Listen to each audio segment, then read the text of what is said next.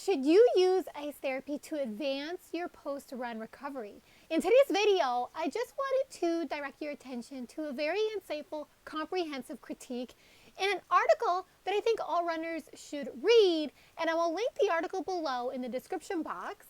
Why I think this article is very important for runners is that the article really makes an impressive case about how icing after running or icing an injury may actually be a very big stumbling block to your running recovery progress. Ultimately, your success as a runner largely depends on how well and quickly you can recover from a hard training session and avoid injury. Ice therapy was largely thought to facilitate good running recovery progress, as it was thought to be a dominant critical factor in creating the environment for a super accelerated recovery time. It was assumed that with intensive, prolonged icing sessions, recovery would therefore be made better because ice therapy was thought to sufficiently stall inflammation, reduce muscle soreness, mend muscle tears, reduce joint stiffness, and prevent future running-related injuries. But taking a hard look at the facts and the evidence, it turns out that icing may nudge your performance progress in the wrong direction. The article, which again is linked below, the article written by David Despain, published on Outside Online, provided an impressive argument and insight on how a mounting body of evidence implicates that icing may hinder performance.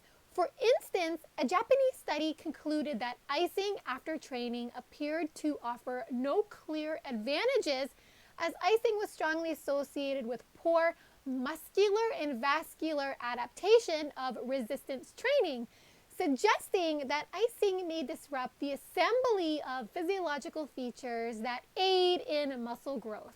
Furthermore, adding more weight to the evidence that icing might demote your athletic performance came from data presented at the 2014 American College of Sports Medicine Conference, found that icing suppressed the cell signaling response that regulates muscle growth, and that the ice bath participants did not gain nearly as much muscle as the warm down participants.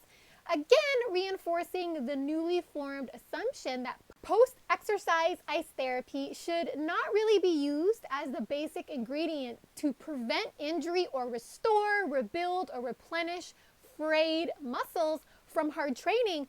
Ultimately, there is strong data pointing towards that chronic icing does not seem to produce an outsized improvement, as chronic icing of an injury may create a very difficult environment for muscle repair and muscle strength restoration for many reasons. For instance, another study cited in the article strongly linked ice therapy to delayed muscle fiber regeneration, and that icing may corrupt the natural healing process of the natural inflammation that occurs in overstressed muscles.